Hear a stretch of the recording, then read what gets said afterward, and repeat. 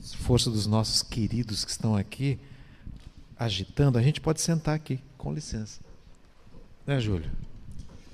Na realidade,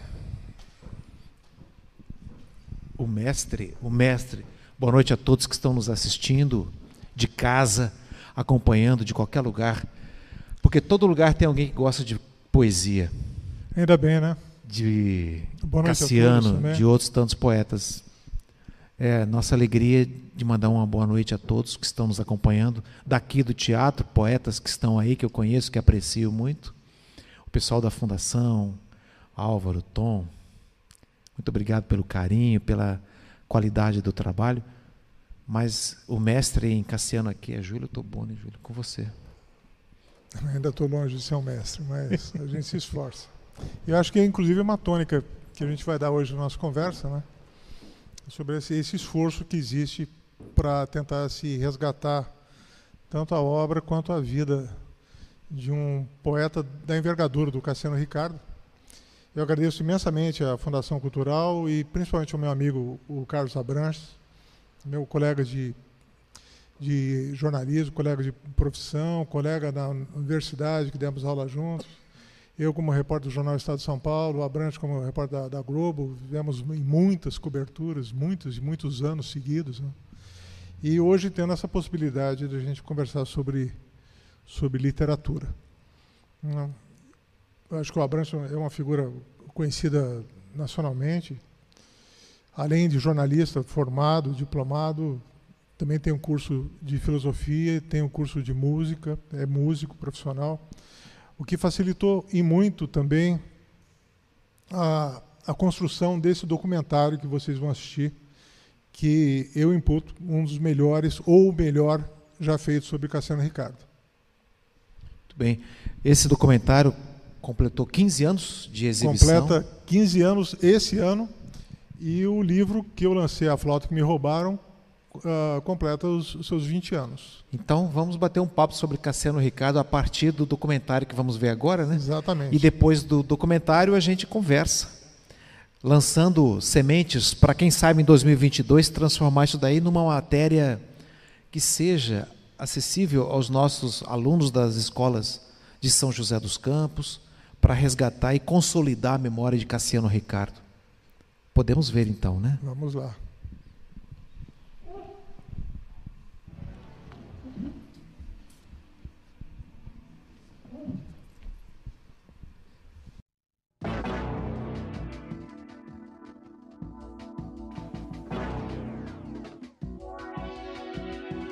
Vanguarda Especial.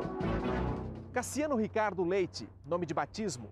Cassiano Ricardo, nome de poeta. Foi assim que o Brasil conheceu um dos mais importantes escritores do país no século XX. Jornalista, escritor, nacionalista, advogado. Neste programa, vamos mostrar quem foi esse filho ilustre de São José dos Campos.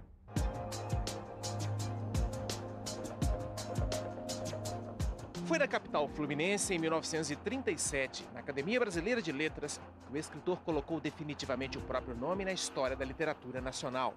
O próprio Cassiano afirmou que foi o livro Martim Sererê que o fez entrar na Academia Brasileira de Letras. A eleição dele aconteceu no dia 9 de setembro de 1937 e a posse no dia 28 de dezembro do mesmo ano.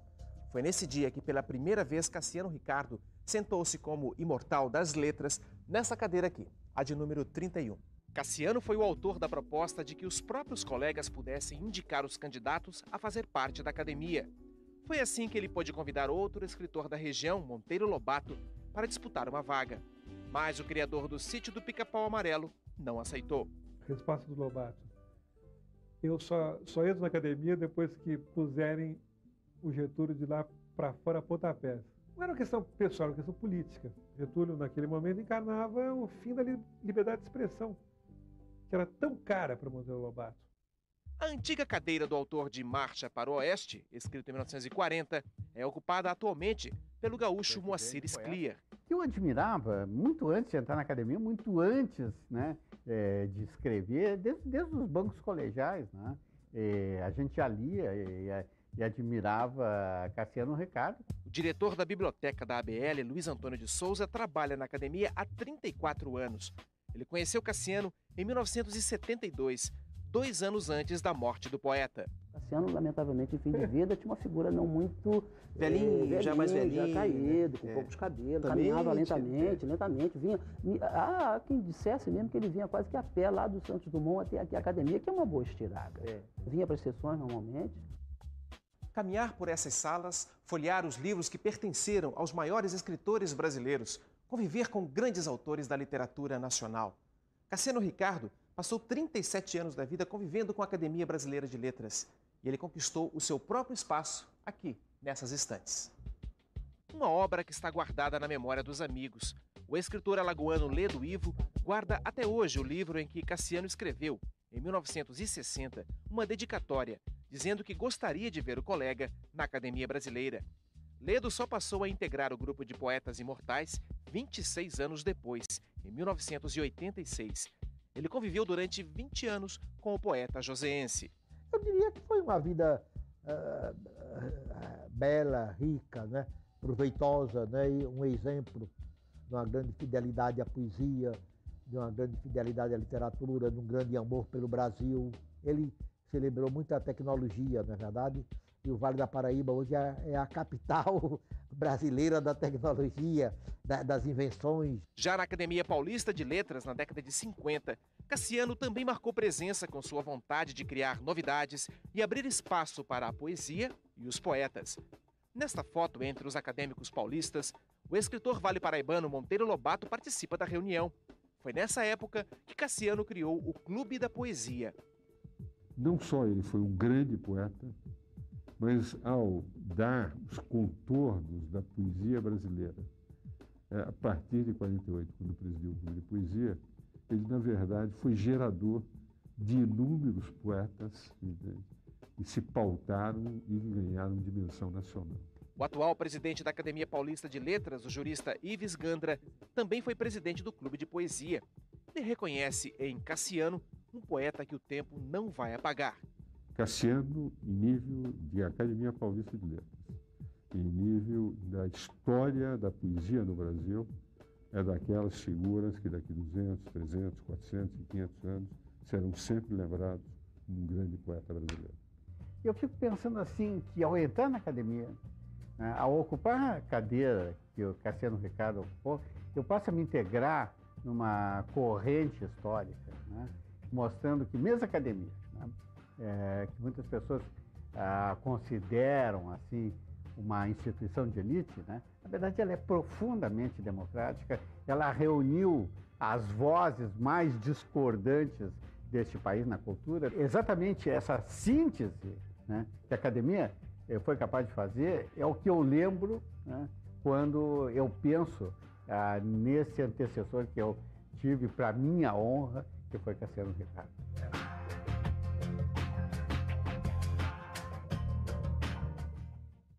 O poeta que chegou à Academia Brasileira de Letras começou a escrever ainda em São José dos Campos, onde estudou até os 10 anos de idade. Na reportagem que você vai ver agora, você vai conhecer o maior desafio que nós enfrentamos: encontrar imagens em vídeo de Cassiano ainda vivo. E para superar essa dificuldade, reunimos uma grande quantidade de fotos e de depoimentos de pessoas que conheceram o poeta e admiram a obra dele. Ele não abria mão do chá com biscoitos no mesmo horário todos os dias. E era na cadeira de balanço que Cassiano Ricardo cultivava duas grandes paixões: as escrituras dele, todas as poesias. Então os rascunhos ele ia amassando e jogando ao lado da cadeira de balanço. Ele gostava muito de laranja, várias laranjas, que é o que ele podia, porque ele era diabético, né? Tinha esse problema de diabetes. Então ele descascava as laranjas e também ia, né? Mesmo costume com o papel, ninguém podia mexer. 12 anos, esse foi o tempo de convívio de Brasil Ricardo com o avô. E foi também a idade com que Cassiano deixou São José dos Campos. A cidade marcou a infância do escritor. Ele adorava São José. É só ler. Só ler. E falava para mim. Falava para minha irmã que o Vale do Paraíba era o futuro do país, das empresas. Era em São José dos Campos. E quando caía a ponte, eu passava o Paraíba numa vagarosa balsa, como se dançasse valsa. Foi uma casa no centro de São José dos Campos, próximo à região onde fica a Igreja Matriz, que ele nasceu no dia 26 de julho de 1894. E minha avó perdeu a primeira filha, né? E era longe, né? Vargem Grande, Rio Paraíba, outra configuração, era muito longe para socorrer. Então tinha um cuidado muito especial com o Cassiano. Então por isso eles tinham uma casa em São José. Em 1905, ainda em São José dos Campos, Cassiano escreve seu primeiro poema. Ele estudou no Olímpio Catão, lá onde hoje é o Hotel San Remo. Ele escreveu uma poesia aos 10 anos de idade para o amiguinho dele. Eu tenho apenas 10 anos, não posso muito saber, mas espero em meu bom Deus que ainda hei de aprender. Do Vale do Paraíba para a capital paulista, Cassiano começa o curso de Direito nesta faculdade, no Largo São Francisco, em 1914, mas só fica no local durante 3 anos. Em 1917, ele vai concluir o curso no Rio de Janeiro. Este prédio foi transformado em faculdade de Direito em 1891, 3 anos antes do nascimento de Cassiano Ricardo. O único documento que registra o nome dele aqui no prédio é este livro aqui, que tem o nome de todos os formados até o ano de 1920. Hoje, no local, poucos sabem da importância de quem já passou por aqui. Cassiano Ricardo, não. Estudou aqui? Coisa divina, eu tenho 25 anos que trabalho aqui. Estudou? Não sei. Depois de formado, Cassiano voltou a São Paulo, onde tentou abrir um escritório de advocacia. Em 1919, ele seguiu para o Rio Grande do Sul, já trabalhando como advogado. Este monumento em Caxias mostra o reconhecimento pela figura de Cassiano. Em 1928, Cassiano publicou o livro que o lançou no cenário nacional da literatura, Martim Sererê. Famosa pode ser Macunaíma do período, mas que a beleza de Martim Sererê é muito maior e representa muito mais, que é o povo brasileiro ali, a formação da raça. A onça pintada saltou tronco acima que nem um relâmpago de rabo comprido e cabeça amarela, zás! Foi essa obra que muitos anos depois, na década de 70, marcou a professora Ana Teresa. Ela conheceu pessoalmente Cassiano, que já era então um escritor de renome nacional. Ele ficou no Grande Hotel e o restaurante do Grande Hotel era do meu pai. E meu pai, sabendo que eu gostava, já era professora, há pouco tempo trabalhando com ensino médio, que na época era o colegial, meu pai conversou com ele, perguntou se ele me receberia, conversaria, porque eu era professora e gostava da obra dele, trabalhava com a obra dele, e ele prontamente me recebeu. Meu pai me ligou, eu fui lá, então eu passei a manhã conversando com ele. Nunca pensei que fosse ter oportunidade de conhecer e ficar amiga dele. Antes de aderir à máquina de escrever, Cassiano utilizava uma caneta tinteiro. A peça hoje está nas mãos do jornalista e escritor Júlio Ottoboni, que reuniu poemas de Cassiano Ricardo em que ele fala de seu amor pela terra natal. Isso daqui foi um bom presente, um dos grandes presentes que eu recebi da filha do Cassiano, da dona Célia, que era a filha mais velha, já falecida. Além de um grande poeta, Cassiano, que se casou 3 vezes e teve 3 filhos, também era um avô dedicado. Ele era muito presente com todos os filhos e netos. Tinha tudo anotado, desde o nascimento dos filhos, todas as passagens com os netos, ele tinha. Fazia um relatório dele. Se eu puder, algum dia, quando houver mais poesia, mandarei escrever o seu nome, Jaci, num letreiro de lâmpadas elétricas de todas as cores, no alto daquele arranha-céu, para que toda a cidade possa ler o seu nome e o seu nome fulgure pertinho do céu. E eu mesmo irei acender o imenso letreiro encantado que ficará pisca-piscando lá em cima, na noite azul de pantomima. Na década de 1930, Cassiano Ricardo iniciou um movimento na poesia que foi chamado de Verde e Amarelo. Nele, o poeta reforçou a importância da defesa dos valores nacionais. Grandes amigos dividiram com ele essa tarefa.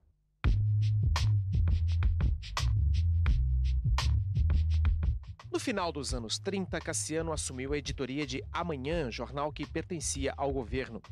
Foi nessa redação que ele conheceu Ledo Ivo, jornalista que se tornaria amigo pessoal do poeta. Alguns amigos meus me arranjaram trabalhar na Manhã. que era o jornal chamado Estado Novo. Nele colaboravam, inclusive, muita gente que depois da queda do Estado Novo renegou. Colaboravam lá Vinícius de Moraes, Gilberto Freire, Lúcio Cardoso, Murilo Mendes, Jorge de Lima. Alta intelectualidade, o Cassiano reuniu naquele jornal. Na década de 40, em pleno Estado Novo, Cassiano trabalhou como censor no temido Departamento de Imprensa e Propaganda, o DIP. E ele mesmo censurou colegas, né? Vinícius de Moraes, por exemplo, ele censurou. Nomeado por Getúlio Vargas, chefe do Escritório Comercial do Brasil em Paris, nos anos 50, Cassiano partiu para a França. Junto, foi com ele o amigo. Até me apresentou ao Getúlio antes da viagem, etc. Né? Então eu segui como uma espécie de assessor. Lá, seu lado nacionalista ficou mais evidente. Para ganhar um brinde do Brasil, tinha que experimentar o café. Ou quando era a Feira da Laranja, a laranja. Senão não dava, não tinha brinde. Podia ser até o presidente, né, de França, não tinha... Assim como não tinha direito, era embaixador. O presidente da França lá teve que tomar o café brasileiro. Teve que tomar o café brasileiro. Ele era realmente de um entranhado nacionalismo, de uma grande paixão pelo Brasil, né? E a admiração, aliás, que ele tinha pelo Getúlio, é que ele achava que o Getúlio encarnava como ninguém o Brasil, né? Símbolo da nação. Era assim que Cassiano via os bandeirantes. Para ele, um sinônimo do progresso. Eu via nos bandeirantes, assim, o protótipo, né, do brasileiro realizado, né, do brasileiro assim dedicado à sua pátria. Aliás, ele criou um neologismo, bandeirar, né? Vamos bandeirar, ou seja, vamos imitar os bandeirantes, né? Uma das homenagens da capital paulista, Cassiano Ricardo, está aqui no Monumento aos Bandeirantes, próximo ao Parque do Ibirapuera.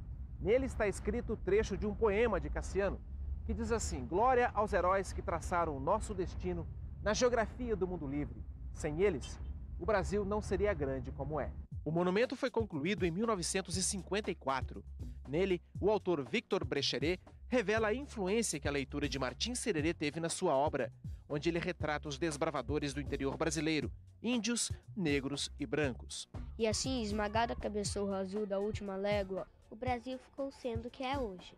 No rastro da grande marcha, brotaram as cidades, os cafezais, fundou-se a nova civilização, baseado no amor por todas as raças. Cassiano Ricardo. Parnasiano, modernista, precursor do concretismo. O poeta de muitas faces teve inúmeros admiradores de sua escrita, mas também sofreu retaliações. Para alguns, seu estilo será lembrado daqui a 200 anos como algo muito importante para a literatura brasileira.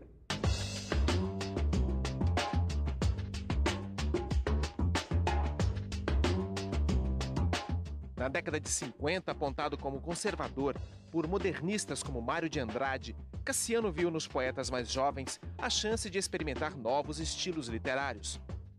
Ele que era um homem que vivia muito isolado, inclusive isolado pelos companheiros de geração, né, hostilizado às vezes de uma maneira até muito cruel por Oswaldo de Andrade e outros, né, especialmente por causa de diferenças políticas, né, de modo que ele então encontrou na nova geração quase a sua geração. Nessa época ele conheceu Mário Chamy, 40 anos mais novo que ele. A amizade começou através de cartas guardadas até hoje. Ele leu o livro, Os Rodízios, e me mandou esta carta, datada de 3 de abril de 1959. Esse livro impressionou muito bem o Cassiano. Essa carta, ela é muito expressiva. Ele chega a dizer: já os li várias vezes, ou seja, os poemas do livro, para satisfazer minha própria exigência de rumos novos em poesia. Isto dito por um poeta consagrado para um rapaz, um jovem de 23 anos de idade, perdido lá na roça, no interior paulista, teve, evidentemente, um impacto especial. Em 1962, Mário lançou um movimento que revolucionou a literatura brasileira, a poesia praxis. Mesmo perto dos 70 anos, Cassiano foi um entusiasta das novas ideias. Quando ele percebeu que eu trabalhava a palavra sem transformá-la num objeto inerte ou numa coisa mais vazia, uma coisa que ficava só no plano do significante e não do significado, ele mudou a sua ótica em relação ao tratamento que o poeta deve dar à matriz fundamental do poema, que é a palavra como um núcleo vivo de emoção e pensamento. Ele se ajustava muito ao novo, às novas gerações, né?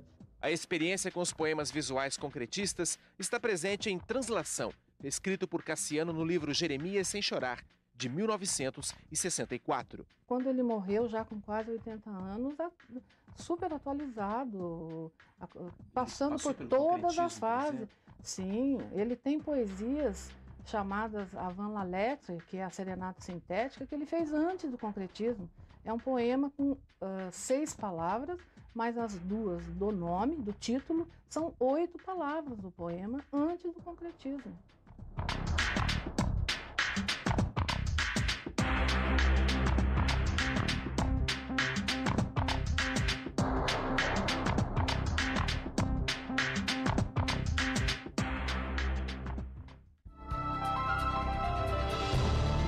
Tudo parecia certo.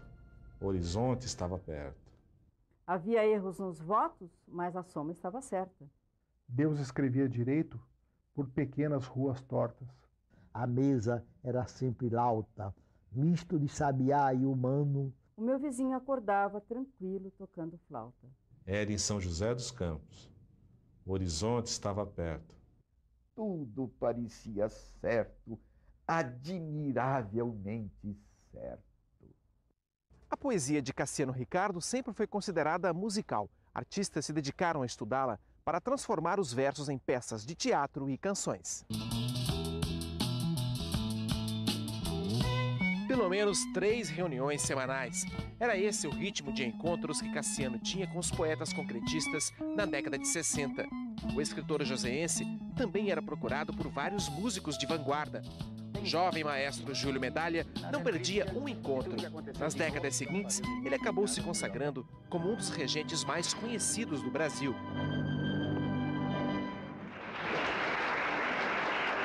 A nossa geração caminhava, né, para fazer uma espécie assim de relacionamento muito interdisciplinar, não é? Quer dizer, eu era músico, os poetas concretistas eram poetas, mas eles sabiam tanto de música quanto eu, na época, procurava saber de poesia, né? E a gente fazia reuniões todas as semanas, 2, 3 reuniões por semana, para discutir ideias. E algumas eram na casa do Cassiano. Ele conversava como se fosse um personagem daquela geração. Quer dizer, era um mundo se abrindo para experiências multicoloridas, né? Que, na realidade, transformavam os próprios conceitos. Quer dizer, de uma poesia conteudística ou de uma música conteudística, né? Que os 4 como num teatro conservem a mão. Nos anos 70 nascia um dos mais revolucionários grupos musicais do país. O primeiro LP dos Secos e Molhados tinha 2 poemas musicados de Cassiano Ricardo, Prece Cósmica e As Andorinhas. Espessa que do bolso de cada um dos 4, como no teatro voem pombas, pombas brancas. Em 2003, o músico joseense Joca Freire aceitou um desafio: musicar vários poemas de Cassiano. Resultado, o CD A Flauta que Me Roubaram. O Brasil é um país em que se lê pouco e canta muito. Nada contra cantar muito, ótimo que se cante muito, mas poderia ler um pouco mais. Então acho que musicar poemas é uma forma assim de difusão do poema fantástica, né? O mar é belo, muito mais belo é ver um barco no mar. O poeta, que era diabético, morreu em janeiro de 1974 e foi enterrado no mausoléu da Academia Brasileira de Letras. E a presença do Cassiano ao lado era isso, quer dizer, ele trazia praticamente a mensagem de um humanismo poético que ele tinha e que realmente a sua poesia, com todo o seu lirismo e com toda a sua capacidade de encantar as pessoas, ele fazia com que aquele nosso contato com ele se transformasse numa coisa mais dinâmica e mais humana, evitando que a gente descambasse para um mero vanguardismo experimental inócuo. É o arco da ponte no mar. A onda é bela, muito mais bela uma mulher nadar. Membro da Academia Brasileira de Letras, fundador do Clube da Poesia em São Paulo, importante jornalista. Na terra onde nasceu, Hoje, pouco se sabe do poeta que fez o Vale do Paraíba se tornar conhecido em todo o Brasil. Avenida, escola, biblioteca, fundação cultural, grupo de escoteiro. O nome do poeta está espalhado por São José dos Campos. Mesmo com todas as homenagens, a obra de Cassiano é pouco conhecida em sua cidade natal. Eu moro aqui há 20 anos, mas não conheço a história. O que eu ouço falar é que é um escritor, né, de São José, né? Ele fez parte até da região, acredito eu que seja isso, porque tem bastante até homenagens de praças, de nomes de ruas, tudo sobre ele aqui. A organização dos livros raros da Biblioteca Municipal, que tem o nome do poeta, foi feita por esta jornalista. Todo o material reunido por Erlene está neste catálogo, que tem 62 livros originais de Cassiano. Eu não sabia profundamente, só via aquela coisa. Fui fascista, a gente tinha um certo preconceito com Cassiano Ricardo, né? Você achava que ele era fascista, quando na verdade não é nada disso. O cara, eu fiquei assim encantada, porque ele pega todas as fases de literatura. É uma pessoa que tem uma visão muito para frente, vanguarda, ele tem uma imagem muito legal. Para a professora Ana Teresa Bernardes, a literatura de Cassiano deveria ser apresentada desde cedo nas escolas. Eu sei de pré-escolas antigamente que usavam o poema Cacto dele para as crianças desenharem, crianças de 4, 5 anos, ouvindo o poema, desenhavam.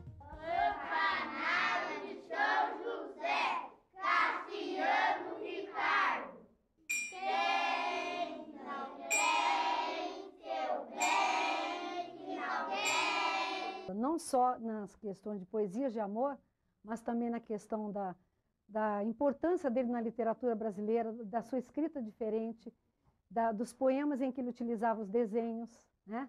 Então, tudo isso eu acho que ampliou bastante o universo literário e linguístico dos alunos. Com apenas 12 anos de idade, Rodrigo Pontes, de São José dos Campos, escreveu um romance policial. Ele teve contato com o mundo de Cassiano através do livro Vamos Caçar Papagaios. É meio difícil de entender assim, algumas coisas, mas aí vai indo uma história e você vai entendendo, vai contando com poemas a história. Cada poema conta um pedaço da história. Para que futuras gerações possam conhecer Cassiano, é preciso investimento na cultura. A cidade, que é tão marcante nos escritos do poeta, planeja fazer um memorial para resgatar a literatura e a imagem desse filho ilustre. Mas o projeto ainda não saiu do papel. Nesse momento, a gente encara o memorial com duas facetas. A primeira é o memorial enquanto obra do Cassiano Ricardo e enquanto seus pertences. E tudo isso está aqui a visitação do público no Arquivo Público Municipal. O segundo lado de se falar de um memorial é você ter um espaço físico só para isso. E nesse quesito, a atual administração, que está prevendo a construção do Teatro Municipal, prevê junto o Memorial Cassiano Ricardo. Memorial com anfiteatro, só cultura, né? Movimentos, jovens, né? Joseense. Isso é lindo, né? Lindo demais. A seca secou tudo. A água do rio, o suor ao rosto do trabalhador, o pranto aos olhos dos que precisariam chorar. Até outubro, mês dedicado ao poeta em São José dos Campos, uma equipe de atores pretende levar Cassiano para as escolas e o teatro. É uma forma lúdica de despertar, vamos dizer assim, o interesse pela obra dele, né? É mais ou menos o que aconteceu com o Sítio do Pica-Pau Amarelo, né? Uma coisa você faz a leitura, você viaja naquelas imagens que a literatura te fornece, mas quando você entra em contato com toda essa leitura lúdica do trabalho, através do teatro ou da televisão, no caso, você tem um outro interesse em conhecer a obra do autor. A semana em homenagem ao poeta, que é organizada há 35 anos, seria insuficiente para divulgar a obra dele. Eu já pensei em que se pudesse colocar outdoors, como já se fez em algumas cidades aqui do Brasil, como em Natal, do poeta, se distribuir poesias nos ônibus, fazer intervenções com pessoas declamando poemas dele dentro de ônibus, de circulares, nas praças, nos supermercados. Até escrever, eu pensei nisso, escrever poemas do Cassiano em saquinho de papel de pão. Isso tudo que estamos fazendo são passos primeiros e que não devem parar. Escritores e amigos do poeta defendem uma divulgação mais ampla. Eu acho, em primeiro lugar, que ele é um dos grandes poetas do modernismo. Em segundo lugar, eu acho que ele é um dos grandes poetas brasileiros do século XX. Em suma, eu acho que ele deixou uma obra durável e perdurável. Há um silêncio injusto a respeito da obra do Cassiano Ricardo. Faz muita falta a ausência da poesia do Cassiano em termos de circulação mais constante e efetiva, seja na imprensa, seja nas academias, seja nas faculdades de letra, seja no convívio literário comum de um país como o Brasil.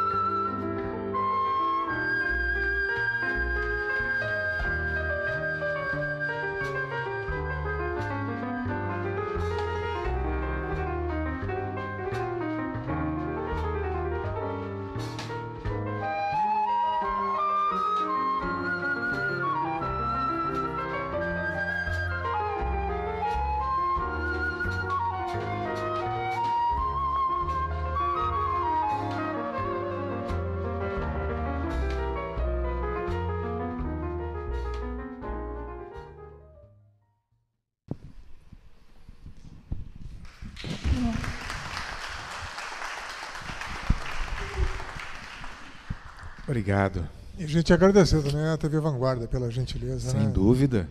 O pessoal da TV Vanguarda que permitiu gentilmente que passássemos esse material aqui, porque ele é, antes de tudo, educativo para essas crianças que estão chegando agora e querem conhecer. Para muita gente, inclusive, que está... Muita gente adulta que não conhece, né? Ou teve a oportunidade de assistir no dia que foi exibido, há 15 anos atrás, ou depois não teve mais a oportunidade. A impressão que fica, né, Júlio, temos um desafio a vencer, no sentido de valorizar e tornar viva a obra, a figura, com todas as polêmicas que a gente viu aí que ao longo da vida ele deixou, algumas pessoas se sentindo refratárias a escolhas políticas, a outras coisas, mas deixou uma obra que está aí para ser estudada, para ser analisada. Inclusive essa questão que você toca, que eu acho que é muito importante, né? Ver o contexto de época, ver o contexto das ideias, né? De onde elas vieram. Então, a questão do movimento verde e amarelo e depois movimento bandeira. Essa questão de São Paulo assumindo o protagonismo da história brasileira através da figura do bandeirante. Isso tudo foi engendrado pelo Cassiano, pelo Brecheret, pelo Menotti e pelo Guilherme de Almeida. Então, a gente tem uma história riquíssima que influencia até hoje, né, a nossa visão de mundo até hoje, e que foi sendo deixado de lado. Literalmente deixado de lado, né? E hoje você vê o grau de dificuldade, e aí eu acho que tem um ponto incrível, né, nesse documentário, é quando você busca a imagem do Cassiano e você não encontra.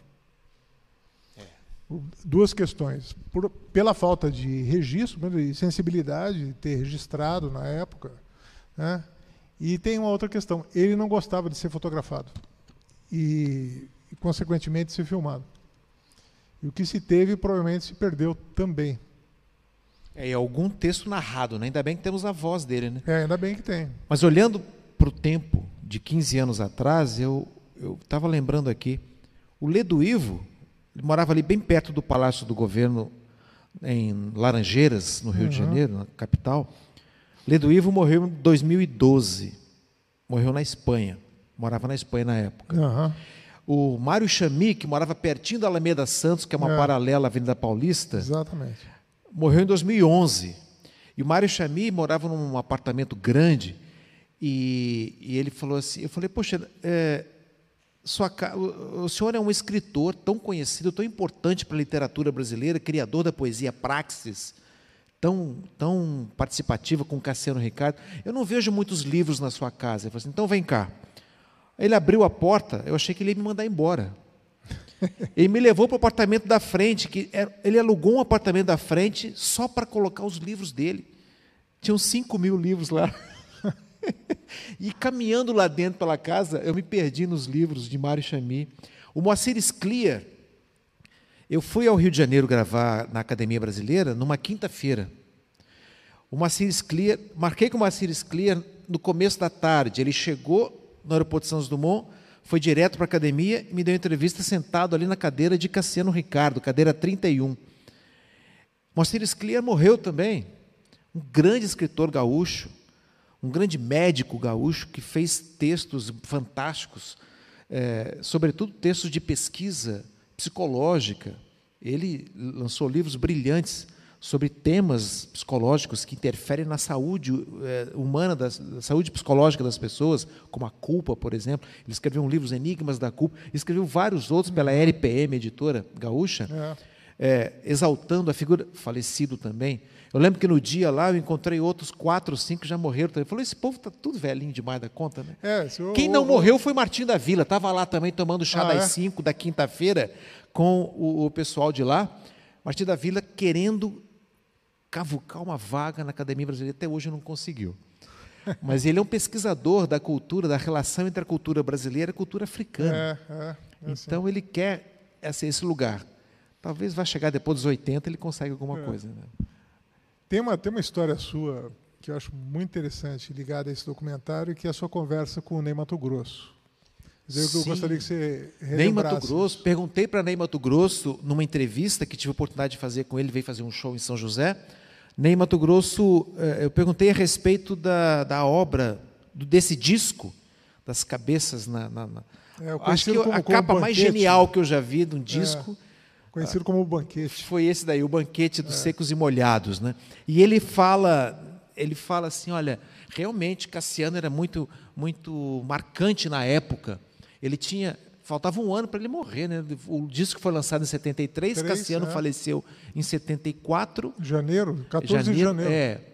80 anos de idade, né? 79. 79, E ele falou que quem trouxe Cassiano para esse disco foi João Ricardo. Foi. O João Ricardo, que era o cara que pegava as poesias, transformava em música, e nossa produção, eu e Solange, a gente estava batalhando atrás dessas fontes todas para conversar. Eu fiz um contato direto com o João Ricardo para tentar conversar com ele para gravar. Mas João Ricardo, um pouco rebelde com relação a tudo que aconteceu já no ano seguinte com Secos e Molhados, não quis gravar. Seria fantástica a fala dele. E é engraçado, né? Porque o Pedro Paulo, que foi prefeito, inclusive, e já falecido também, prefeito de Ubatuba, que era casado com uma jornalista, com a Célia Romano, e numa festa na casa dele, o João Ricardo esteve e ele deu o Sobrevivente para ele ler. De onde pegou esses poemas, daí né? ele começou a se interessar. Ele é português de nascimento, né, João Ricardo? E muito tempo depois, eu entrei em contato com ele pelo site dele. Ele tinha um site e eu comecei a trocar mensagem com ele por e-mail e tal. E aí ele fala sobre o Cassiano. Ele começa a falar sobre o Cassiano. Falou um pouco e tal. Mas olha que coisa linda, né? O olhar poético, metafórico do Cassiano para a questão do passarinho pousado no poste. Você olha para o poste e vê lá vários. Eu lembro que via as andorinhas, eram várias. Na minha infância eu via várias pousadas. E ele fala, nos fios tensos da pauta de metal. A pauta, aquele conjunto de 5 linhas, onde você faz as figuras musicais, né, se transformarem em notas que vão materializar um som. Nos fios tensos da pauta de metal, as andorinhas gritam por falta de uma clave de sol. Porque a nota é apenas uma bolinha branca ou pretinha, com um risquinho, colcheia, semicolcheia, fusa, se não tiver uma clave. Porque se tiver uma clave, ela ganha sonoridade. Então é a coisa mais sensacional. A gente viu o Cassiano Ricardo traduzindo numa frase o poema As Andorinhas, que na realidade tem o nome original de As Andorinhas de Antônio Nobre. Isso mesmo, é. E aí o João Ricardo tirou de Antônio Nobre e deixou As Andorinhas, Andorinhas. Para poder ser o prefácio da música de Lula e Lucina, que é Fala, né? Eu não sei dizer. Logo depois, que canta nos fios tensos da pauta de metal, as andorinhas gritam por falta de uma clave de sol. Aí entra eu não sei dizer. Ele faz então um prefácio de uma música maravilhosa de Lula e Lucina. Eu sabia que grandes amigos de Ney Matogrosso, que o Ney Matogrosso falou que são inesquecíveis. O primeiro piano de São José dos Campos foi da mãe do Cassiano Ricardo. E o primeiro piano. O primeiro piano. Olha isso. E, na verdade, tem uma questão, acho que eu já até comentei isso com você, eu já comentei diversas vezes. A autobiografia do Cassiano tem muita desinformação. Ele tenta reconstruir a imagem dele por influência da última mulher. E daí ele fala que ele nasceu na Vargem Grande, ele nunca nasceu lá, e morou lá na Casa da Fazenda. Não morou, porque se ele estudava aqui no Colégio Olímpico Catão, ele não tinha como sair de lá e vir para... Você imagina, hoje já é longe, você imagina daquela época que o cara tinha que vir a cavalo, lombo de burro, alguma coisa assim. Então, na verdade, ele nasce aqui, no Largo da Matriz, uma casa próxima ali, onde você fala no documentário. Aqui perto, né, da igreja. E ele estudou piano com a mãe. A mãe por isso que ele tem o conhecimento musical. Por isso que a poesia dele é musical, sonora. Como o Maciris Clear fala, inclusive. Né? O Júlio Medalha fala, inclusive. Né? O Júlio Medalha fala. E você vê, né, ele beirando, inclusive, o movimento tropicalista, né? Que é interessante isso. Imagine um velhinho de quase 80 anos se reunindo com os jovens da época, todos revolucionários, rebeldes, querendo trocar as palavras por gestos, fazer um poema concreto. E ele lá, aprendendo e ensinando. Né?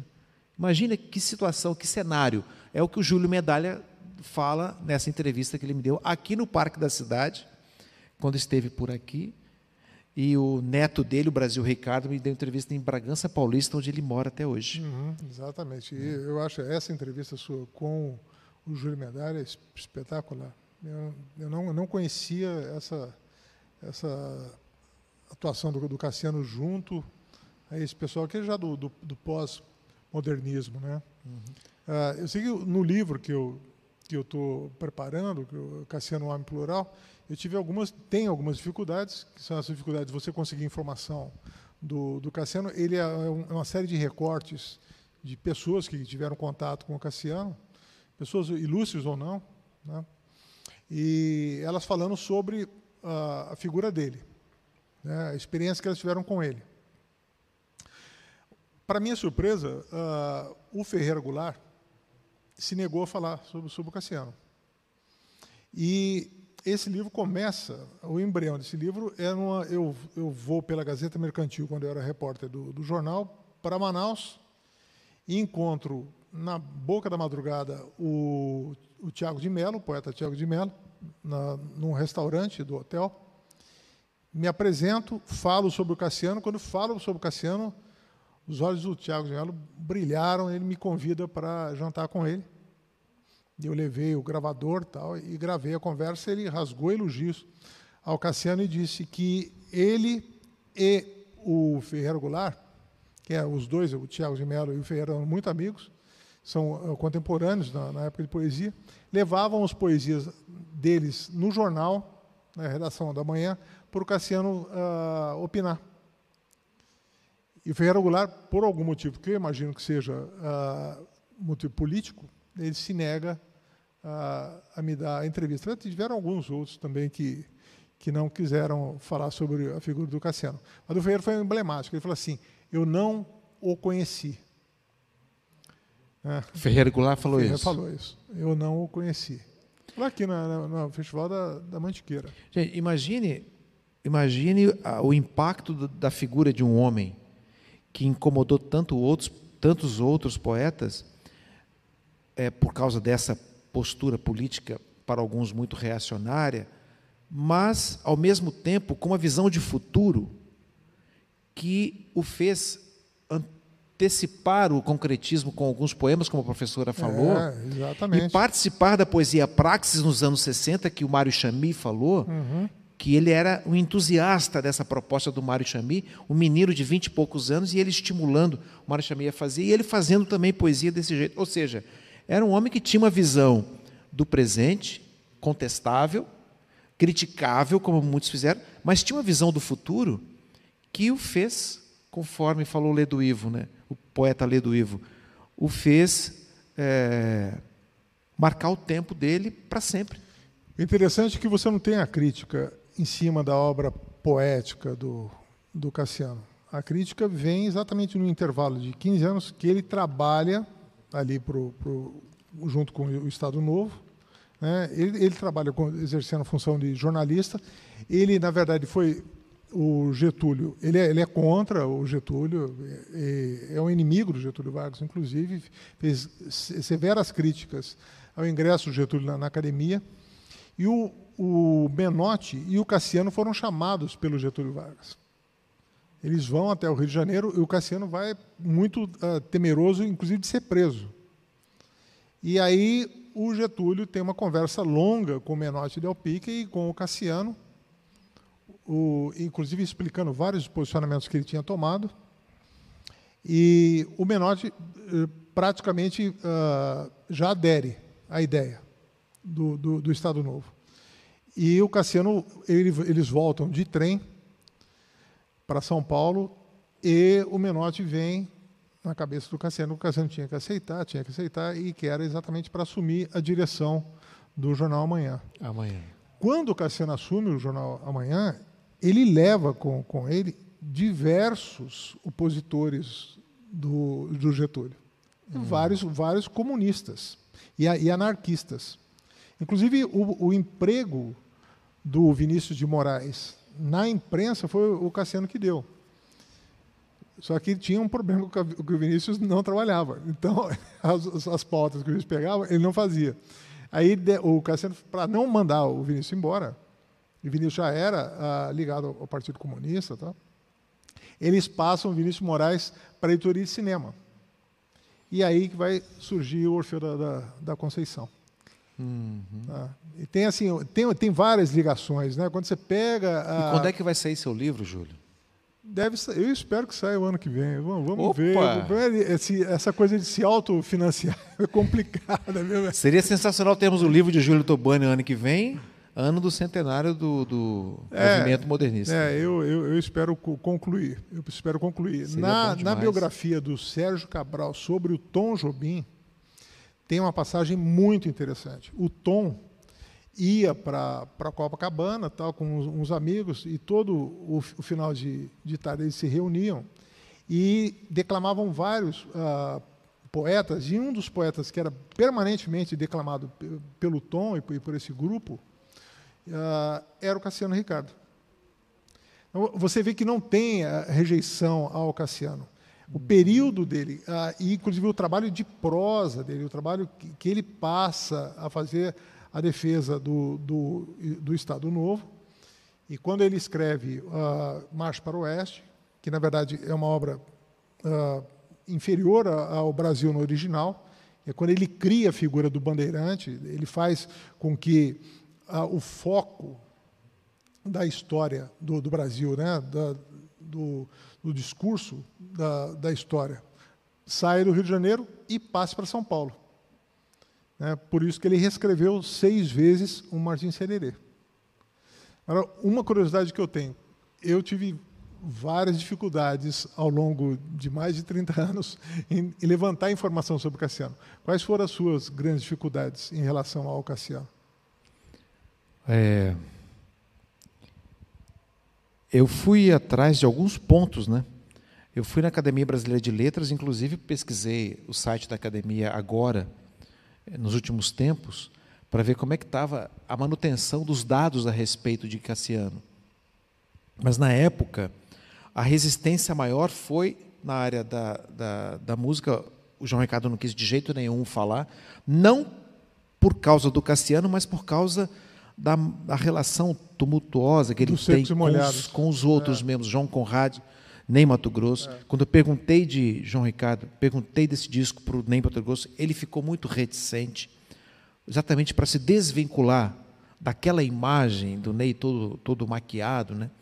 E da presença forte do João Ricardo, questões de processos, um monte de coisa. Então, pode ver que o Ney não canta essas músicas daquele disco nos shows dele. Mas eu tentei tirar alguma coisa nesse sentido, por causa do Cassiano mesmo. Então, foi a maior resistência que eu tive. Mas com a família dele, a coisa foi interessante, foi tranquila. Obtive fotos históricas que estão no documentário, mostrando alguns lugares onde ele viveu, em São José dos Campos. As informações na Academia Paulista de Letras, com o Dr. Ives Gandra Martins, que era presidente à época, tudo aberto para eu poder consultar. A Biblioteca Nacional, Afonso Romano de Santana, uma pessoa querida demais, que abriu todas as portas para poder pesquisar. O diretor da biblioteca da Academia Brasileira, que foi muito carinhoso. Ou seja, as portas foram se abrindo à medida que eu ia batendo. A atriz Marília Barbosa, muito conhecida também nos anos 70, anos 80, com muito carinho, foi até a academia e gravou lá dentro da academia. Aquele lugar onde ela se encontra é dentro da Academia Brasileira de Letras. Que bacana. Eu falei mora em Poços de Caldas. Hoje ela mora em Poços de Caldas, tornou-se amiga nossa, né? Ela tem um irmão que mora em São José dos Campos. Ela tem um irmão que mora aqui. Né? E então, tudo foi se abrindo à medida que a gente foi destacando a importância da poesia. Como diz o poeta Moraes, aí salve a poesia, né, poeta? Poxa, nós temos que fazer isso daí. E salvar a poesia é manter viva a memória de Cassiano Ricardo. Eu imagino que esse seu documentário, como já disse, sem dúvida, o mais completo, o melhor que já foi feito, tal, que sirva de ferramenta educativa, né? Bom, esse é o gancho que eu acho que eu gostaria até de encerrar a minha fala aqui hoje, porque temos um prêmio importante aí para poder dar aqui hoje ainda, né, para uma pessoa importante da cidade. É que isso fique como estímulo, né, Tom? Estímulo que a Fundação Cultural possa aproveitar esse patrimônio que nós temos, imaterial. Porque outro dia um amigo falou assim, nossa, daqui a uns 30, 40 anos, vão começar a ver a sua foto lá. Aí os seus filhos vão falar assim, nossa, aí a foto com meu pai. Aí aí eu vou olhar, que sai foto com seu avô. A foto com o bisavô, daqui a pouco não vê nenhuma foto mais. Exato. Ou seja, o que fica da gente, se não a nossa obra? 300, 400 anos vão se passar. E o que vitaliza a resistência, a sobrevivência de uma grande obra poética é o estudo nas escolas municipais, é fazer as crianças se encontrarem com Martins Sererê, com todas as obras que apareceram aí, que você é talvez o maior pesquisador da cidade a respeito de Cassiano Ricardo. Eu sou por WO, você sabe disso, né?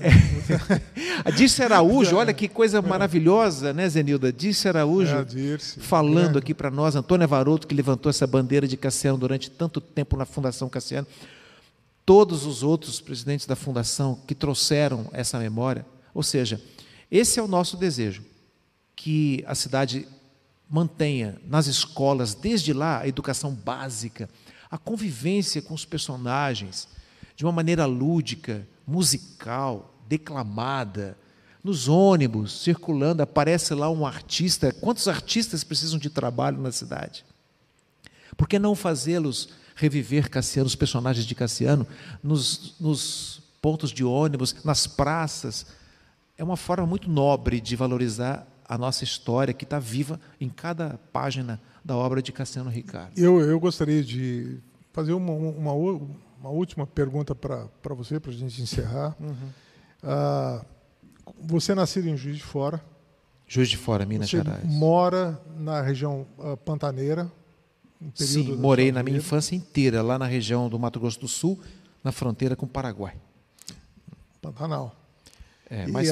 Então, eu gostaria que você... E depois você já tem quantos anos em São José dos Campos? 27. Isso é praticamente... A caminho de 27 para 28 anos. 28 anos, que é muito tempo. Que é muito tempo. E 2 filhas que eu gerei aqui em São José dos A Campos, propósito, minha esposa ele ainda, modestamente, não contou, mas ele está para receber o título de cidadão joseense. Vai ser já foi acertado isso na Câmara, já foi aprovado e tal, e logo você vai receber a homenagem, né? Fico muito feliz com isso. Título de cidadão, porque aí, a gente vai aprendendo a amar a cidade através desses personagens que a gente traz de volta e fala, ó, esses caras existem. Aí os nomes que saíram, e vários nomes importantíssimos saíram da literatura e da cultura em Juiz de Fora. A gente tem lá na região Pantanal o Manuel de Barros, que assim, o país praticamente abraçou o Manuel de Barros. Manuel de Barros, cara, maravilhoso. Maravilhoso. Maravilhosa a obra dele. Maravilhosa. E Juiz de Fora, Murilo Mendes, Pedro Nava, Fernando Gabeira, esse pessoal todo lá. E aqui em São José. Eu gostaria que você, rapidamente, se você consegue traçar um paralelo, você consegue ver se estamos muito atrasados em relação a essas outras obras, essas outras localidades ou não? Olha, um pouquinho, viu, Ayrton? Porque em Juiz de Fora tem o Memorial Murilo Mendes, que tenta reavivar a obra do grande poeta Juiz Forano. Pedro Nava, que deu um fim trágico à própria vida, já com mais de 80 anos, eliminou a própria vida, autor de Baú de Ossos, também um grande escritor, citado por Ledo Ivo, quando fala de Pedro Nava, fala de Murilo Mendes, ele chama de a nata da intelectualidade literária do Brasil. Ou seja, esses autores são reconhecidos e reverenciados na cidade. Manuel de Barros, em Campo Grande, o quintal da casa de Manuel de Barros, onde ele narra, né, que ele encontrava a vida dele, ele tinha mais vocação para ser do quintal do que dos aviões, ele era mais amigo dos pássaros, né, se sentia mais livre no chão do que nas que é lindo, alturas. né, que ele fala que a mãe deu o rio de presente para ele, um dos poemas. Tudo isso no chão da terra vermelha do Mato Grosso do Sul, onde eu morei, a terra vermelha, a gente ficava sentado nas calçadas, tomando tererê, que é o chimarrão gelado, né? E lendo os poetas locais, ouvindo polca paraguaia, guarânia, e lendo Manuel de Barros, lendo outros tantos poetas que marcaram a minha vida particularmente, Vinícius de Moraes, Carlos Drummond de Andrade, Manuel Bandeira, Murilo Mendes, porque é da nossa terra, né? Então, isso tudo, quando eu falo de Cassiano aqui, eu falo trazendo à memória afetiva, de novo, trazendo de lá, as lembranças desses registros que precisam estar na cabeça das crianças. Elas certamente vão reproduzir lá na frente, quem sabe, gerar algo poético. Só para finalizar, Júlio, eu lancei um livro recentemente não, já tem algum tempo, chamado A Casa que Mora em Mim, que eu retrato a minha casa da infância. A casa já foi demolida faz tempo, mas dentro de mim não. Então eu escrevi sobre a minha lembrança. E uma escola aqui de São José, Rui Dória, os professores pegaram o livro e disseram, vamos convidar as crianças e os alunos, os adolescentes todos, para poder escrever um livro. E eu fui participar de oficinas literárias, de criação literária e poética com as crianças e com os adolescentes. Foi uma diversão. E os meninos lançaram um livro, rapaz. O livro chamou-se Palavras que Moram em Nós. E tinha um poeta, no dia do lançamento, eu não lembro quem chorava mais, se o menino de 10 anos de idade ou os pais dele. Todos foram lá. E aí, quando eu vi aquilo, eu falei, vem cá, esse livro aqui é meu. Eu falei, e você vai me dar um autógrafo. Ele falou assim, que isso, você que vai me dar um autógrafo? Eu falei, não, senhor, o poeta aqui é você. E ele escreveu lá, mas eu posso dizer que eu sou um poeta? Eu falei assim, meu querido, Cassiano Ricardo escreveu o primeiro poema dele com 10 anos de idade. É a sua idade. Então você tem grande chance de poder seguir se você se disciplinar para isso. Então, gente, isso marca para sempre a vida de uma criança. Isso marca para sempre a história de uma cidade.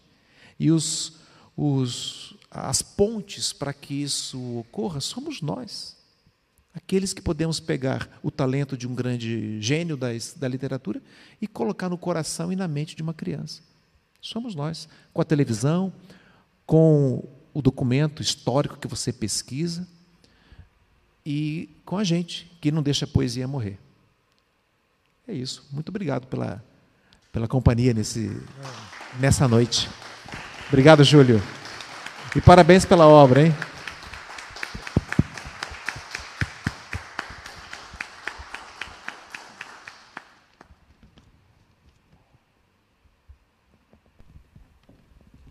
Júlio Toboni, muito obrigada. Estamos muito felizes de ter você aqui. Carlos Abranches, é sempre muito bom recebê-los e foi muito bom, foi muito